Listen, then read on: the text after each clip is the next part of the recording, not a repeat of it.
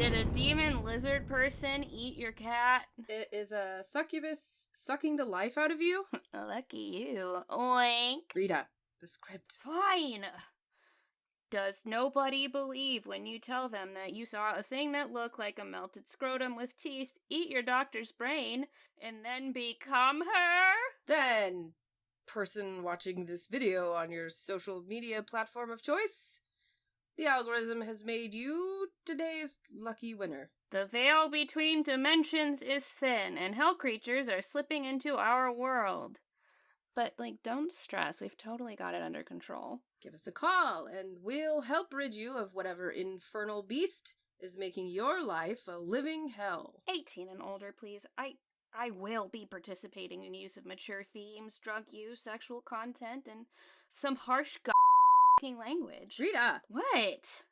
So if a demon's got you down, give us a call at 555-420-FART. That's not our number. Don't call that. It's nothing. Previously on today's lucky winner. It's this ancient story of a woman named Judith who slayed the Assyrian general Holofernes. I attached the thingamashits to the trunk itself, and I'm hoping the magic bubble it creates means everything inside of it should come to the dreamscape too. If I give you something that my dad sent me from the camp, could you find the hell dimension he's in and plant an artificer device there? How is they gonna do that when he's been hiding in my tummy? I realize that, and that's why we need to finish your hearing as quickly as possible, so we can get you out of here and get him out of your tummy. What do you want to do now? We could kill Don Menendez. No, I don't think I will. I think I'm going to use Menendez for the next part of my plan.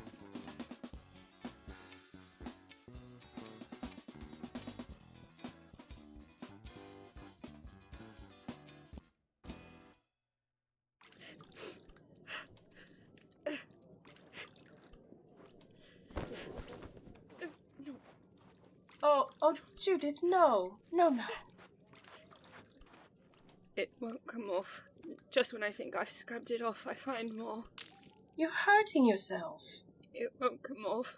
It won't come off. Oh, look, you've scrubbed your nails raw. That's your blood, milady.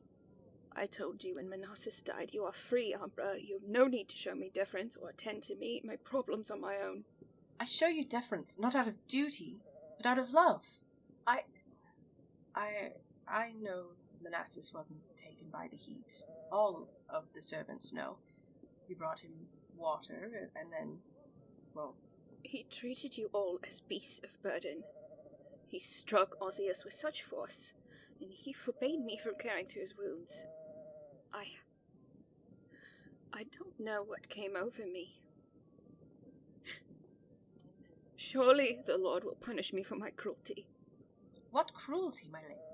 You put a stop to the cruelty of Manassas, and carried that burden for 3 years, and now you have saved all of Bethulia.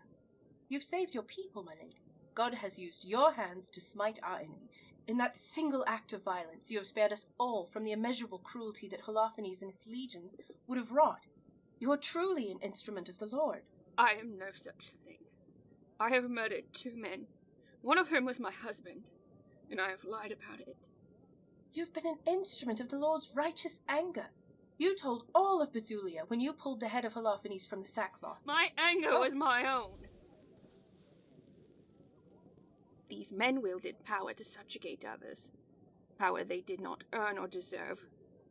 It was mere chance they were born into families of wealth and station, and they treated as a divine blessing.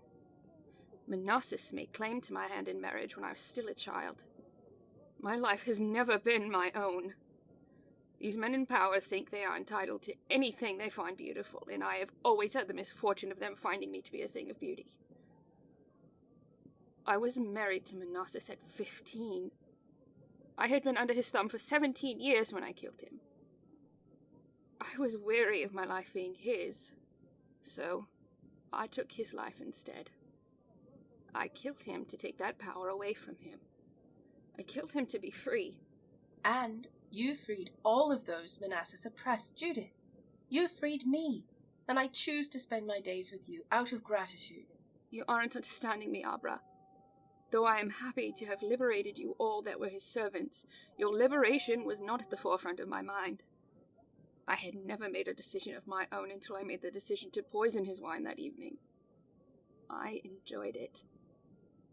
I found that I had never enjoyed anything in my life before then, before taking his, before watching him realize what was happening as he choked on his own blood, looking up at me.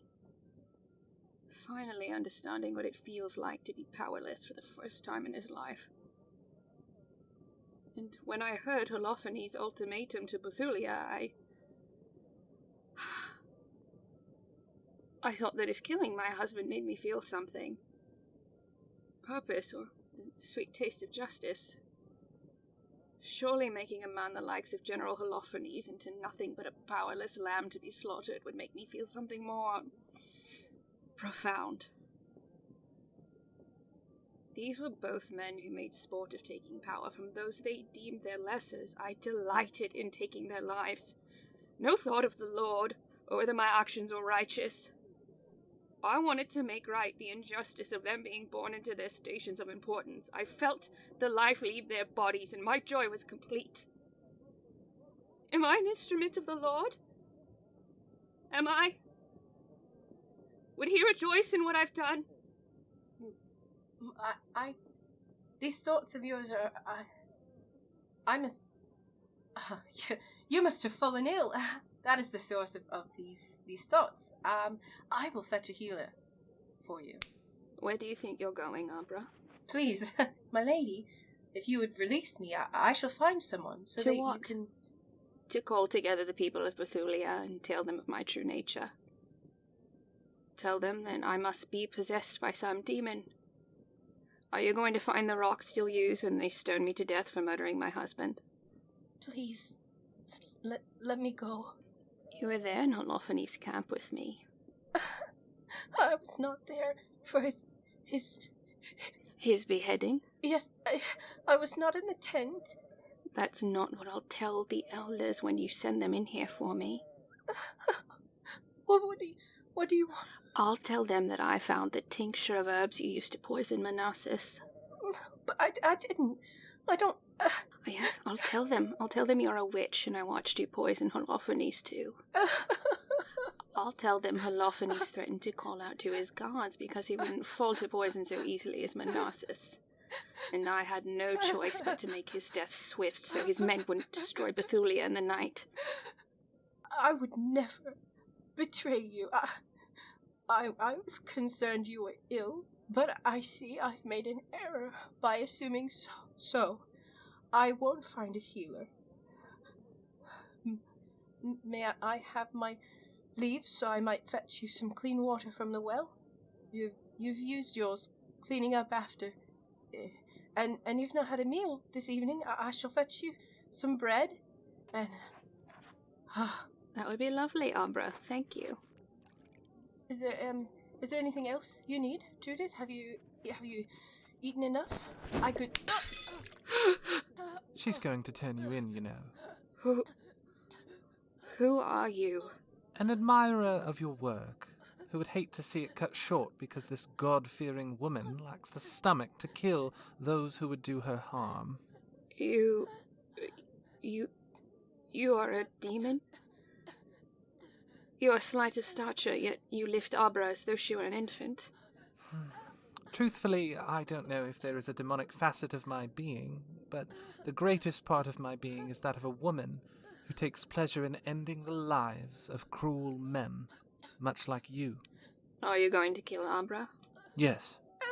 And what of me? You. I wish to elevate to a greater purpose. I want to make you like me, but only if you want it. I saw you kill Holofernes. You're wasting your talents here, living the life of a meek widow. If I make you like me, you can take power from men like Holofernes whenever you'd like. You will never be powerless to a man again, and I will never betray your trust as your handmaiden here intends to do. I will be a mother to you, and you will be reborn. I will not be owned by a man again. Any man on Earth who tried would die by your hands. Do it. Make me like you. Excellent.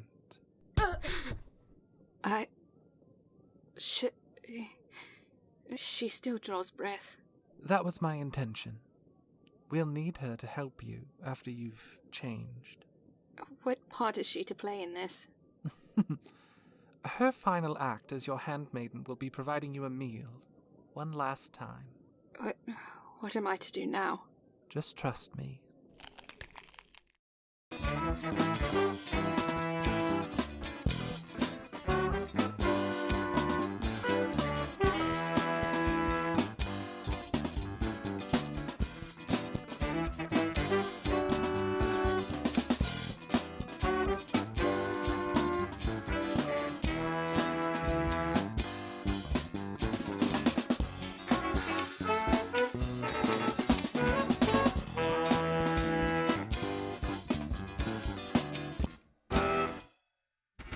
Dawn and Viv arrived in the dreamscape, holding opposite handles of the steamer trunk.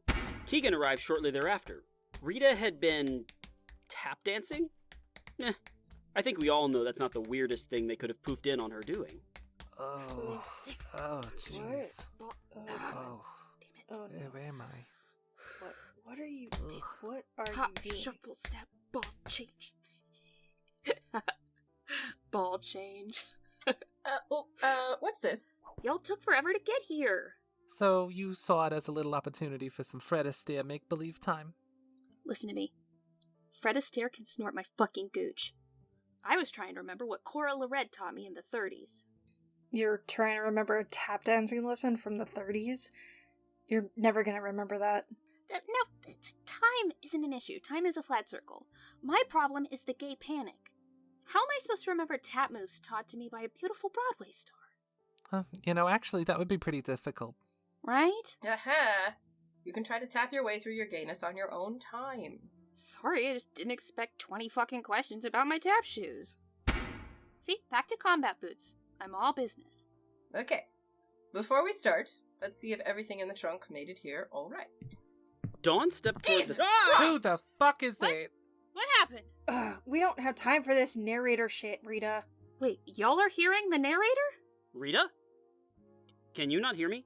Yes! Can you cut it out? This is a delicate operation. I can't have him scaring the bejesus out of me at the wrong moment. Oh, so nobody is going to explain why there's a narrator here. He's an auditory hallucination Rita has when she takes certain drugs. He's not. I'm not a hallucination. Y'all are seriously hearing him. Yeah. Yes. Of course we are. Oh, Rita didn't take any of the magic mushrooms. So? That's why she can't hear me. You're her hallucination. If you're talking to us, she must be hearing you. Huh. It's almost like I'm not a hallucination. But if you're... No, that's ridiculous. You're obviously a hallucination, and Rita isn't noticing you right now because she's literally a celestial being, and there's an entire bustling pocket dimension in this head of hers. You're just another one of the ambient sounds in here. She shared a brain with me. I know from experience. But she really can't hear you right now? She really can't.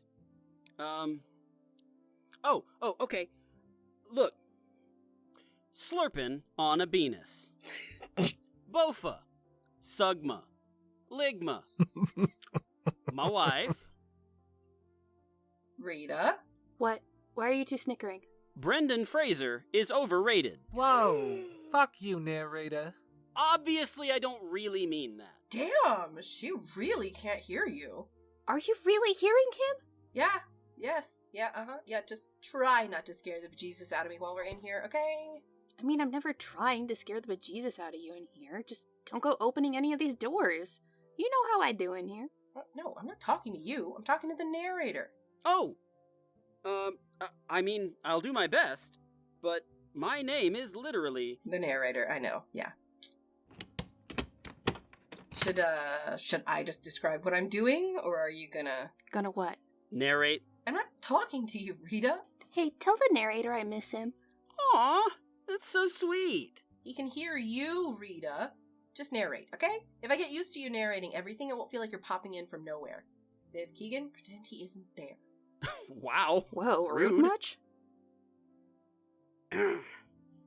Dawn flipped the latch to the steamer trunk and cracked it open.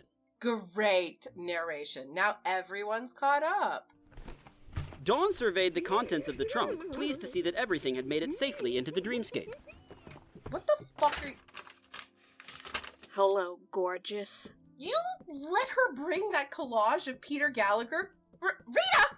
Get back It here! was easier than fighting her. She tried to bite my face.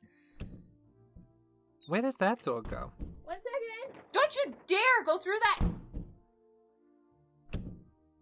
I'm coming. Ugh. I had to draw my collage of... I had to draw my collage of Sweet Pete in the pool house. You know. For later. You know, you may annoy me as a person, but I understand you as a bisexual. You share my taste in TV dads? In this case, yeah.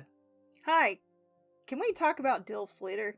Oh, absolutely, my guy. No. I don't mean that I want to talk about DILFs. I mean, you can save the DILF talk for later. Oh. Thank you. Take your grandma's staff. I got Thomas.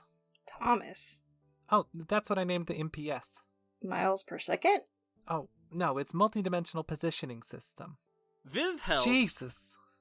Can I continue? Yeah, sorry. Viv's navigation device, or Thomas, was a device she helped design. It was a portable way for artificers to find the workshop, as not everyone was privileged with a sweet whip like the ice cream truck. It was made from an old car GPS, you know those ones you'd suction cup to the windshield? Anyway, Thomas was made from an old GPS with a CAD antenna from a 1993 Honda Civic jutting out of the top. Old AV cords from a Nintendo 64 went from the GPS to a small box at the end of the antenna, where attached binder clips held on to... Oh. Oh no. Just half of the vor fetish art that Kyle had written a note on? Don't tell me you're mad about the weird art getting ripped in half too. Is the narrator sad about the art too? Tell him I'm sad about it, but we had to. He can hear you. I mean, the art is weird, but the person who... You know who drew that? I've already said too much. Rita had to give the other half to Master Leonard. He can hop his little hooves around any hell dimension he wants. He should have found what dimension the note came from, and he should have an MPS tag there that Viv can pick up on Thomas. The closer he can get to where Kyle actually is in that dimension, the better. He knew Dad was in a re-education camp. Leonard said he can figure out which one, now that he has the note, and he's gonna try to get in and find Dad. How does he expect to do that? Are you kidding me? Is that a goat pun? No, Master Leonard is a fucking legend. He invented some of my favorite fetishes. He could just imply to someone that he may invite them to the Infernal Bacchanal, and he could get into almost anywhere he wanted. Well, let's hope he bribed the right perv and he's found your dad. I'm hoping time isn't an issue. We have wasted a lot of time talking about some old dude from some TV show. No, You're a nice kid, but I'm gonna need you to show some respect to Sandy Cohen. Anyway, I mean time in the hell dimension. It's not gonna run the same way it does on Earth. Kyle could have been there for 20 minutes, or 20 days, or... 2 months, Vicky. For 2 months, you've been a gosh darn pill about getting your parole hearing bumped up. Yeah, I know. And now you're wasting our time with unsanctioned potty breaks. It's time to finish your closing statements and convince me as to why you should be allowed to leave. I'm sorry, I'm feeling a little queasy still is all. Oh, no. Debbie, the woman is Help ill. us. Yeah, She's you're gonna doing her behave. best. Why are you really keeping her here? With her history of good behavior, I don't understand why it took you so long to get her parole hearing bumped up. She's just a couple years early. Oh, what are you on about, mister? It is not an excellent question, Metatron. I agree with Metatron. I find it entirely peculiar that everyone in this room has sterling reports of Vicky's character, but you seem obsessed with keeping her here.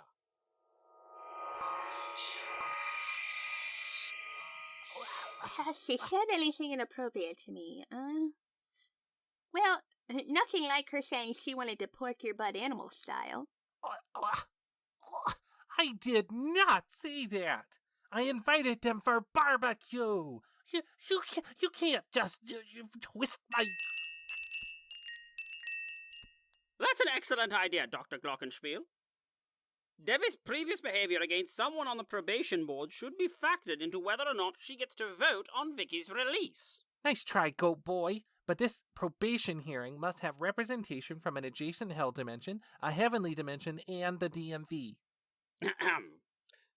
Metatron, I hate to ask you to access your records in the middle of this hearing, but could you tell us who is contracted to run the DMV's team-building orgy next month? Yes, naturally. I do it every year. I've been planning it for a month already.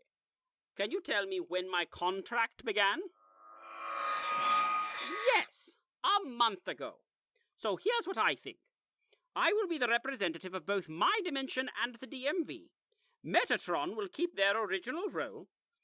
And in fairness to the importance of this decision, we expand the vote to include Martin, Dr. Glockenspiel, and the guards. Absolutely not. Well, whatever you think is best.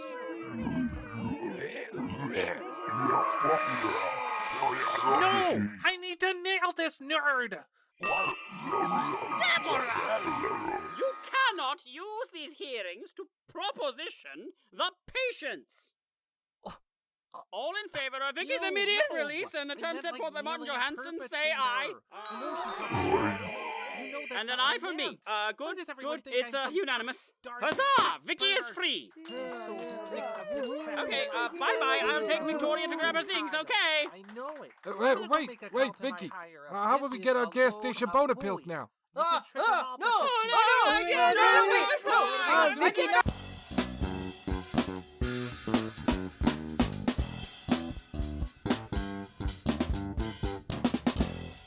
Judith stood at the head of a plastic folding table. Around the table, either in folding chairs or standing, were a dozen of her fellow godslayers, including a newly inducted trapper sitting to her right. We gave Carmilla our terms, and she violated them. 2 of our own are now dead, and I think it's high time my mum faced the consequences of her actions. What are we going to do? Well, thanks to Trapper, we have near-complete surveillance on Sanguis. From that, we've learned that my mother has had the magic department at Sanguis alternate Menendez's collar. Yeah, she said she was going to use it to separate Rita from Dawn. Exactly. She plans on getting Rita out of the picture so she can use Menendez as the final piece of her witch-killing hex. And what are we going to do with that information? We're going to take advantage of the information that my mother seems to have ignored. And, what's that? She hasn't gotten to know Menendez at all, and she's completely disregarded Dr. Simmons. If she attempts to kidnap Rita, I'm absolutely certain that Menendez and Dr. Simmons will retaliate. What we're going to do is beat her to the punch and point Menendez and Dr. Simmons at her. What do you mean? I mean to say that I'm afraid I have to give the hardest tasks to you again, little brother. Name it. What do I gotta do? You're going to steal the collar, slap it on Rita, and take her back to Carmilla's penthouse. Well, how the heck am I supposed to even get to Rita? I don't know where Sonny's house is. I've been trying to find it for... Well, I was trying to find where she lived for, technical reasons. Oh, I'm sure you were. They managed to shoot off your arm before. It's smart of you to know your enemy. But fortunately, finding their home won't be a problem. Thanks to some clever work by Ollie, my truce with them, and Menendez answering me via her workshop journal in the home, we're able to find Sonny's house despite the wards the druids placed. Even if he does find the house and make it out of there with Rita, aren't you just giving Carmilla exactly what she wants? Aren't you just guaranteeing that Menendez walks through her front door? Carmilla's fatal flaw is her own hubris. She underestimates Menendez, and that's what's going to be her undoing. You think the witch could really kill her? You want to leave that to chance? Oh, I don't leave anything to chance. Dawn could kill her, yes, but she won't have to. Why? Because I will be on the Rita rescue squad. She'll be busy retrieving a friend while I kill Carmilla and steal her Hellforged dagger. In just a few days, I'll be in hell, hunting down Ambrosio. Yeah, that's awesome!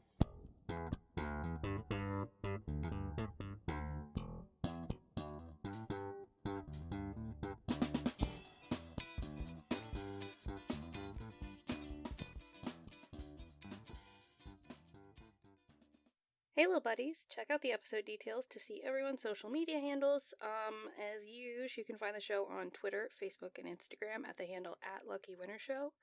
And if you want to help us out, sharing about the show helps us a ton. We don't pay for advertisement, so word of mouth is entirely how we've grown this show. So if you tell a friend, post about it in some group you're in, make recommendations, you help us a ton.